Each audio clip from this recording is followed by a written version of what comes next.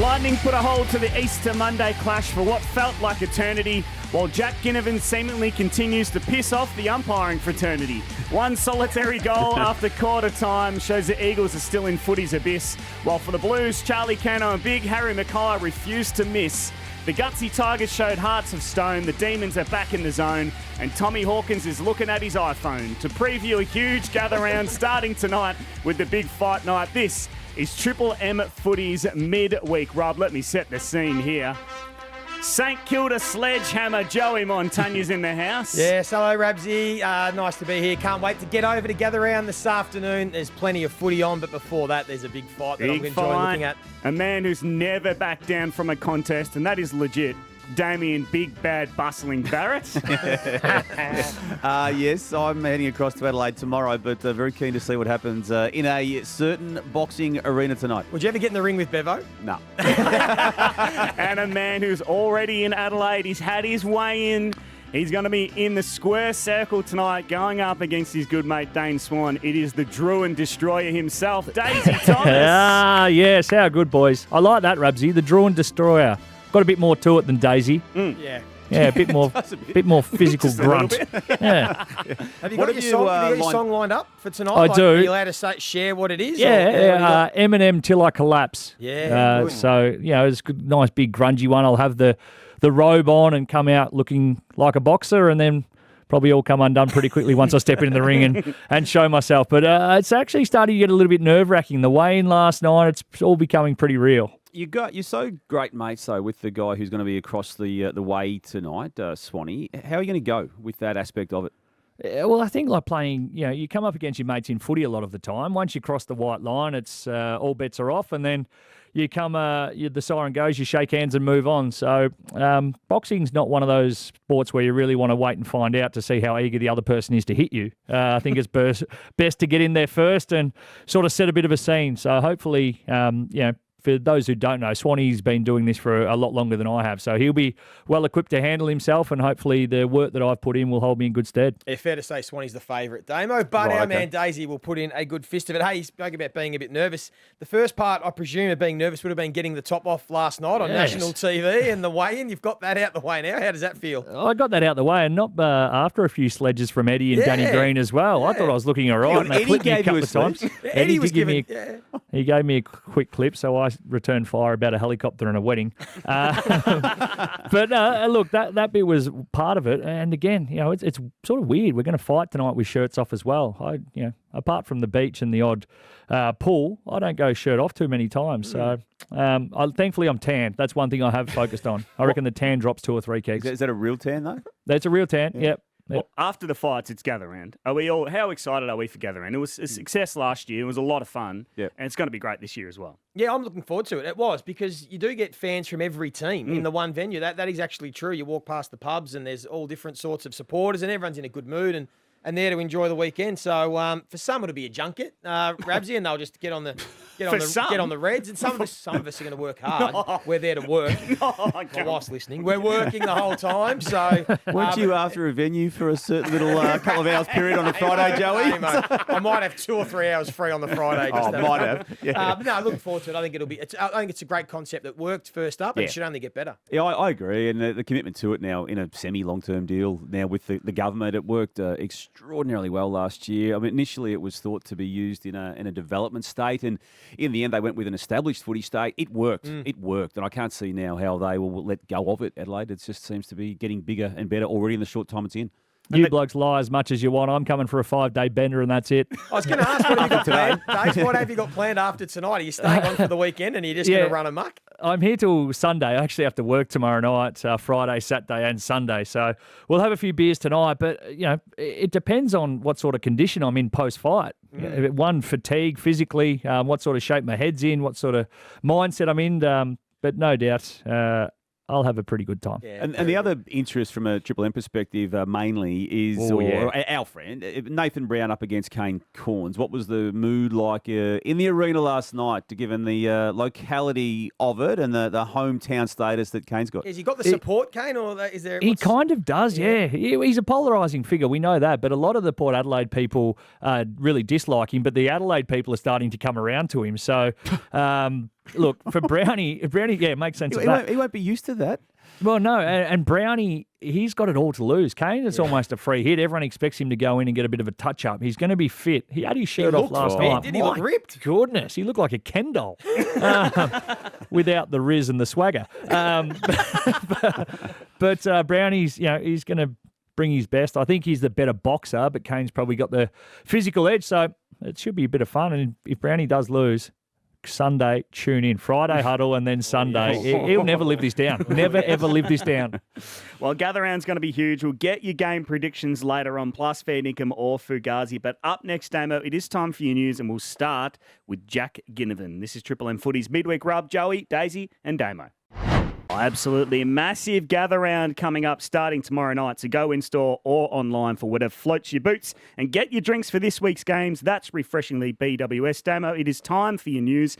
And once again, we're talking about Jack Ginnivan. We talk about him in a way, don't we, Rabsy, Joey, Days, of someone who's a Paddy Dangerfield type. He's created more headlines than Paddy Dangerfield in the past couple of years. He's got 45 matches of football to his name. He's a young 21. He's got a birthday in December, so he's only just turned 21. He's obviously played in the Premiership and then been moved on from that club. He's been through the ringer from a public perspective with an off-field behavioural issue about 14, 15 months ago. He's had a rule change or a rule interpretation change, and here he is again after the third game at his second football club, Hawthorn, on the weekend, or Monday as it was, playing against Geelong. Again in the focus for all the reasons that relate to just headline creation. And we'll start with the free kick aspect to it, or the non-paying of free kicks aspect to it. Laura Kane, head of football at the AFL, effectively admitted that he was umpired differently. We've assessed all tackles, I guess you could call it, or contests that involve Jack Ginnivan, and it's fair to say that a couple of those probably weren't officiated correctly and we missed a few. But we've spoken to Hawthorn and reiterated, as we did in 2022 to all clubs, that we don't want players to lead with their head. It's a clever statement that Laura's made there, Joey. I mean, I said effectively admitted. She didn't, but she did acknowledge free kicks weren't paid on that game. I think anyone who watched the game knew that to be the case, and I'm glad from the AFL's perspective they did go public with it within 24 hours, saying we got that aspect of it wrong. Can I just get your take and yours too, Days? You're the players in this conversation. What is happening here? Well, my take was, yes, he's probably being umpired unfairly, but I also have the belief that he's not helping himself by raising that arm, because the rule change did come in 2022 when it did become a bit of a thing where not just Jack Ginnivan, but there were a lot of players in the competition that started doing. But I reckon he was the main reason for that. The rule change as well. was, yeah. And that was his first full season. He played a couple of games or one game the year before. It became a huge talking point. And off the back of that, the AFL made a rule change and said, if you contribute to the high contact, either dropping your knees, ducking your head, or raising your arm, we won't pay the free kick. And I think most players have adjusted. I don't think right now you can think of how many players actually do the same motion. Yet Jack has still, whether he does it because it's just habitual for him, that he's always done it, or whether there's still an element of, I'm still going to try it and get away with it. And it hasn't, because he would have definitely got those free kicks that we're talking about on Monday if he hadn't have lifted his arm. If he just had have gone through the ball normally, he would have got them. Exacerbating the impact, the contact, the motion. Because the umpires have been told, if you see a player lift the arm to exacerbate the contact, then they are instructed sometimes to not pay the free kick. So my simple advice would be, if you put the arm down and keep it down, he gets those free kicks. So he's contributing to it, but in the same breath, yes, he is being umpired differently, because some other players would still get those free kicks. How's about the secondary motion and whatnot that happens to him? So, yes, he may be causing some of the contact, but just the okay to have him pretty much effectively in a headlock post the tackle. Look, for Jack, he'll get free kicks now on the back of this, but the fact that the umpires have pretty much put their hands up and the AFL said that he has been umpired differently, that's not okay, is it?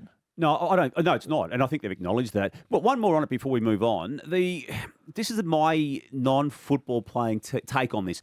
Is he, though, looking for the free kick when he perhaps should, and what he may need to do now is look to get rid of the football upon taking possession of it? Yes, is that a starting point for him? I agree. I think it's a bad habit that he's got, that he's always had. Unfortunately, it was from his under junior days that they've said that he always did that, and it worked for him in his first year when he kicked 40 goals.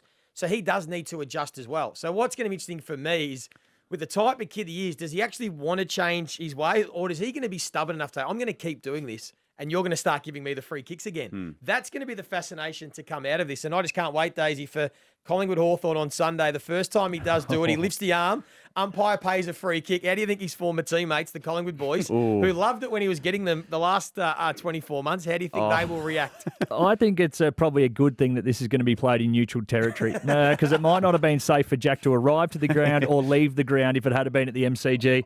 This is going to be the best byproduct of the weekend, the last game of the round, and for the Collingwood fans going berserk, but also the players too. Braden Maynard days. I'm on Braden Maynard watch on this one. There's no love lost, and even the words that have been added throughout podcasts throughout the week of to how he felt hard done by on the way out. There's spice on this everywhere. He also said on that podcast that he wanted this game played at the MCG in front of 90,000. That's the type of personality. Yeah. He would want 85,000 Collingwood fans there against him. Yeah. I've embraced everything about him. I love it. I think there's a theatre attached to it, which is unusual in 2024 when you're meant to conform and just do everything by the book, but he doesn't. Yeah, Rabsy, you touched on Gather Round before and the concept of it. It has evolved in the 12 months that we've experienced it, and it's a work in progress to some point as well, but it does, I think, present a lot of really good matches, which we'll preview by way of our selection soon. But there's a lot jumping off the page, aren't there, out of the 9 games? Yeah, there are. It's a real sort of starting to shape round. I mean, people sort of give me a bit of stick when I say that the ladder starts to shape a lot earlier than people realise. When you look back, you sort of get to You reckon round 2? No, not necessarily. But when you look at history, generally 5 or 6 of the teams that are already in the 8 right now are going to be playing finals. That's just last year was history. an outlier on that though, or outrider on that, wasn't it? No, GWS and Carlton were actually they were probably back in there. Carlton were in at round 6. So, some teams have played more games this year already. Yeah, that's right. It's a bit of an anomaly, but you're right. It is starting to make some headway. Like if Adelaide lose to Melbourne, you can almost write off Adelaide's chances of playing finals. That's a massive game. We'll touch on a few of them a bit later on, but there is some significant games. One of the teams that has started in a way that no one expected, themselves included, Brisbane Lions, 0-3, massive stretch of matches. They've got North Melbourne this week. Look, I just want to come at it from a different perspective, guys. There's a fair bit going on at that footy club off the field. I'm not referring to the LA trip. I'm referring to there's 3 ACLs that have been sustained in a relatively short period of time. Will Ashcroft last year in July. We had Kadeem Coleman in round 1. It didn't even reach, or opening round as it was, half time of that game. And then Tom Duday, who didn't even get to play a game for his new club in Brisbane Lions, is that had the passing of a person very dear to a lot of people by the name of Nicole Duncan in January, a very abrupt passing, and someone who had fantastic relationships with so many key people at that footy club over 30 years. I mean, there's trauma attached to that. And then you've got the Chris Fagan backdrop of the Human Rights Commission appearance last week, a day before a game of footy. There's just been a combination of a lot of things, which I think allow them to start slowly, but equally at 0-3, it's getting dicey. I'm glad you went down that path, Damo, than trying to say that they're losing because of what happened in November when they went away. It makes a bit of sense. And you got to add on to that, losing a grand final. Oh, that was the other one. It by does. 4 points. It actually does take an emotional toll, particularly when you've been a team that have been contending for a number of years and you get to the top of the mountain, you don't quite be able to stake the flag at the top. It is a challenge. So I'm with you a little bit. You can then regroup and find your motivation. I think 2011 St Kilda, we really struggled. So after back-to-back grand final losses, we started the year really poorly, and that was the famous circle up, and Ross Lyon questioned everyone and said, you're not in it anymore, you're not in it, challenged everyone, and we're able to regroup and got on a roll and made finals. We got bundled out, but we did start slow, and I can see that happening with Brisbane Lions. I've still got faith they're going to play finals. I've got no doubt about that. That's how high they finished the home and away season is the question in regards to whether they can actually win the flag, which is what they're in it for. Yeah, I couldn't agree more, Joey. They're a little bit off at the minute for whatever reasons and whatever impact those reasons you gave, then Damo have added to that, but they're not winning games of football at the minute because their best players aren't playing good enough. It's simple as that, and it's forward of centre. If their forward of centre line can get going, the big forwards there in Hipwood, and of course Danaher and then Charlie Cameron can start flying. The rest of them are doing their part. The midfield needs to get the ball down. They can turn this around really quickly. Tigers got a win, the first one under Adam Uze as coach, but the carnage came out of the game. Tom Lynch out for, they're saying 10 weeks. It may depending on what they discover with this procedure they're about to perform, it could be a whole lot worse. But they've already admitted it's a 10 to 12er. And then Noah Bolter is a 3 to 5 week initial diagnosis on a knee. And then they weren't successful last night with Liam Baker at the tribunal after the match review office sanction of 1 week for his hit on Melican. We all presumed Richmond were going to be a bottom 4 team, but we don't actually know. And I thought the way they were playing at the start of the year was really competitive. Like, they were a bit stiff in a few other games. The Carlton game, they were terrific. Game, yeah. They ran out of soldiers, I think, late in that game. And then to see them beat the red-hot Sydney Swans, like, they could have, if they had all their players fit and available, surprise a lot of teams. They still have so many quality premiership players and a lot of players still at the peak of their powers. I know we turned to Grimes and Dusty, but a lot of guys that are still sort of 24 to 28. So it's a shame because they're such important pillars. Now it does make it a real challenge for them to threaten to be a top 8 surprise packet. Now on the Midweek Rub, it's... Yeah, Fugazi, it's a wazi, it's a woozy, it's a... Very well read by you, Joey. Yeah, that was great. Great inflections. Joey, Max King owes his teammates big time. Oh, it's a good question. It's a good question. I think if they had Max King, they win that game. I do, because I think that third quarter in particular, he would have clunked a few and would have changed the game. So does he owe his teammates big time for missing a week? Fair dinkum or Fugazi, go on. Say fair say dinkum. it. Fair dinkum. Yes. Yep. Good. Fair dinkum. Daisy, putting Carlton in the Good Friday game has made it the marquee fixture it should be. Fair dinkum. I think ongoing, this is where this should land and continue to land. North are only going to get better and better. The Blues flying 47,000, I think it was. That's the fans voting with their feet. Well done to everyone. Raised a lot of money for a good charity, of course, as well. That is absolutely fair dinkum, Mr. Roberto. And what about Fev doing the pre-game kicking at goals? He's still got it. I saw The that. loosh. Damo, you're big on this. West Coast will get a priority pick at some stage, whether you like it or not. I'm glad you threw in that phrase, whether we like it or not. That is fair dinkum. They will. That's what the AFL does when clubs can't get themselves out of trouble. I would have banned priority picks of any nature about 25 years ago, but North got one as recently as last year. So they're going to follow the same path, West Coast, and they don't deserve it. Do you agree with them, Joey? I think they need it. Yeah, whether I agree with it or not, they need it. They need it desperately. They're miles off.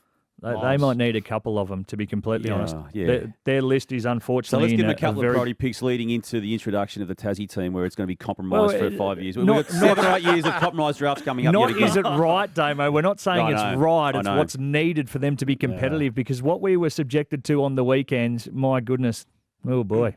Now, Joey, I can ask you this fair question, or do you want it passed on to someone else? Because you do some work for them. That's a good question. No, I ask you because it's another good question. Joey, if he doesn't ask, I'll back him up. Fremantle are the real deal in 2024. Give me the definition of the real deal. They'll play finals and win a final. Oh, that's fair dinkum. I think right now, as I touched on earlier, 3-0, it's a good head start into the season. Only got to win 50% of their games from here on in. I think they will play finals, so I'm going to go fair dinkum. Damo, from a news perspective, no team has more at stake in Gather Round than Adelaide. That's 100% fair dinkum. The season is on a precipice for the Crows right now. They've got a chance to make a statement against Melbourne first up in Gather Round. I don't think they will, but to give you the response, fair dinkum. Daisy, Collingwood need to leave Nick Dacos behind the ball. Yes, that's fair dinkum, actually. I saw what he was able to do, and even just a couple of the kicks that he was attempting, they weren't always perfect. They weren't at times on in terms of taking the kick and should be taking that kick, but he was brave enough and bold enough to go for it. He creates things. He makes players run to spaces they otherwise wouldn't go to, and a lot of their ball movement and a lot of the reason they got the ball from D50 to inside 50 was his ball use and his decision-making. I think that's fair dinkum. Damo was very much born in the 1980s, but despite the latter positions, Geelong versus Hawthorn is still the best rivalry in footy. No, it's Fugazi. A lot of rivalries have now surpassed that one. The Collingwood GWS, for instance, is one in my eyes that immediately leapfrogs that. And I say that because of Hawthorn just falling away form-wise. To me, you've got to have two teams going at the big prize, or at least attempting to, or thinking they can, if you want the rivalry to be at its absolute peak, and that is not the case anymore. So that one's a Fugazi, Rabsy. Speaking of those two teams, Geelong versus Hawthorn grand final, Joey would see Isaac Smith break records for cashies. If it was Geelong and all, absolutely he would. He would be cashing in. He'd let everyone know about it too, wouldn't he? He would. Isaac, he loved the game on the weekend. Likes a cowboy hat too in photos with other players from other teams. Yeah. Daisy, it's hard for a Collingwood player to be underrated, but somehow Jamie Elliott is underrated. I better be careful here. I like Jamie. Is he underrated? Yeah, no, I'll go fair dinkum. When he's at his best, he's underrated, and his ability to kick clutch goals can't be underrated because he does it so often. So he's been someone who's provided many avenues to go in a forward line that hasn't had a big target for a long time. So I'll go with fair dinkum there. Well done, Jamie. He's been the one that's had energy all year. So the first 3 games when Collingwood was struggling, he was performing and producing at a high level. So he deserved his best on ground honours in the game on Thursday. Damo, BT is clearly threatened by Ash Tua's commentary debut. I'll play some audio. Careful, Damo. I'll leave it to you two. So where's he going to sit? You're the big man at the moment. I'm not. You do the cricket, you do the football. You have shrunk down here. You earn more than anybody in here, Howard. There's only one seat available, which is to your right, Howard, or he's up the back. Like you have international bank accounts. Slip over here next to Brian. No. Howard. Here we go. Chair down there. Now, Luke, down there. I just want to. I'll only say it once. I will only say it once. I will be departing should Chew sit in the front row. Chief is about to stand up Now and listen, full rank you. Damo, Ash has got a tiny little ass, as we know, and it'll be placed in a position that he can do his job from, which is preferably in the box next door. Why don't you like it near? Because I like room to operate. Okay. Right, I'm going to say Fugazi, but I'm saying Fugazi because that was a power play on Chief and Howie as opposed to a power play on Ash Tua. Ash was the poor pawn in that power struggle. I think he used him as a manipulative tool to get to attempt to get to the other two, and he lost badly. Chief stared him down. There's a bit going on in that space. I'm just looking into it too, and I need a couple of more days to be comfortable enough to go with something public on that one, Rabsy. I can sense this hasn't ended yet. No, it hasn't ended. It has not ended. I'm exploring an avenue relating to this issue. Well, speaking of Ash Tua, Daisy, him making his commentary debut in Gather Round is the greatest redemption story in footy history. Yeah, this has purely come from the powers of be at Triple M up above everyone, just so he doesn't go on another bender and start kicking caravans that belong to other radio stations. It's as simple as that. Mrs. Chew's obviously made the call and said, please return this man in some sort of shape that he doesn't look like he has been on the hangover, been let out of a car and come running down the street nude with a little shiitake hanging out. It needs to be sorted out, and hopefully for Chew. And from all reports, his calling's quite good. It's very good. So I'm very much looking forward to it. I love the Chew man, love everything he does, and I wish him nothing but the best. Finally, Joey, we worked with this man on Sunday. We are fans of him. He's in the boxing ring tonight. But Brownie's a long way away from getting a Mitsubishi sponsorship. This is the Triple M prime time for Mitsubishi Heavy Industries. Mitsubishi Heavy Industries. Put your trust in the experts in the air. Mitsubishi. Okay, Robbo. We're going to toss. He still hasn't learnt, has he, after all these years, Damo? He just needs to slow down a fraction when reading the credits. I know the Sunday Footy Show, you've got that compilation already. Just add a few more to it. The Red Z. For Raymond McDonald's, Triple M rocks footy. Game predictions coming up next. This is the Midweek Rub, Joey, Daisy and Damo. We are over in Gather Round from tomorrow. The Rush Hour will be doing a joint OB from the casino. Make sure you pop down there. And then the Friday Huddle will be doing an OB from the Colonist Pub before that game in Norwood on Friday. So let's kick off there.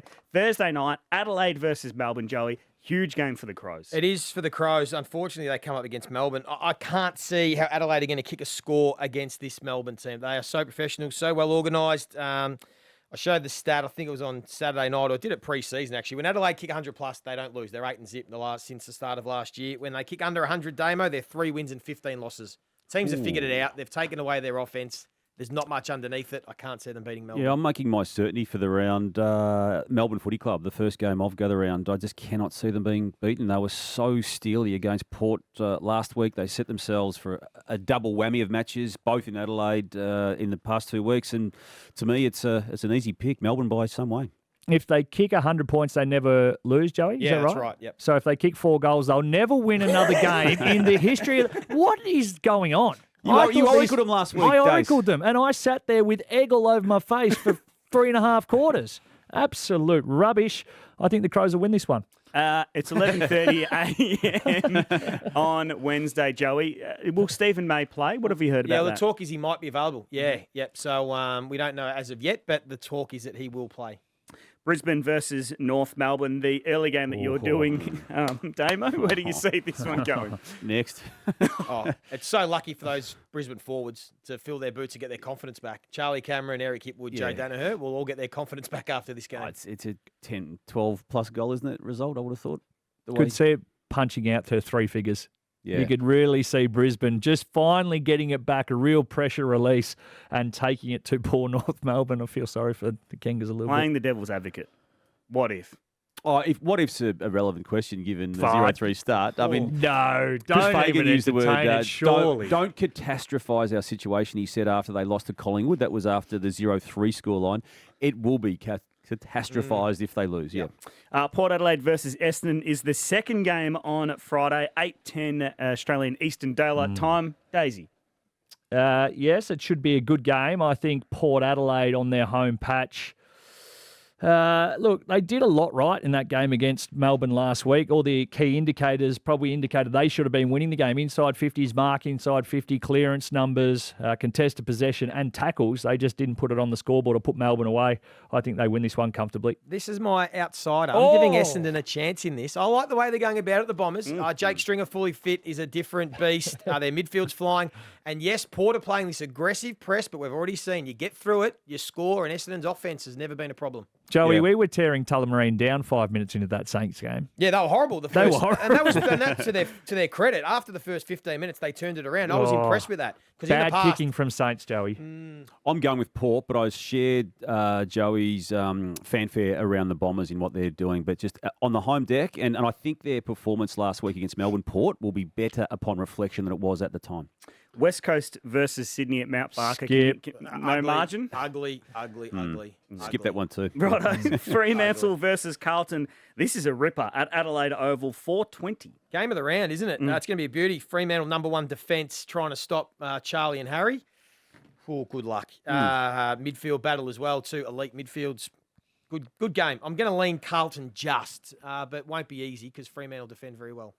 Fremantle's defence on the weekend was what won them that game against Adelaide. Their back half was absolutely exceptional. They'll need to be at it again.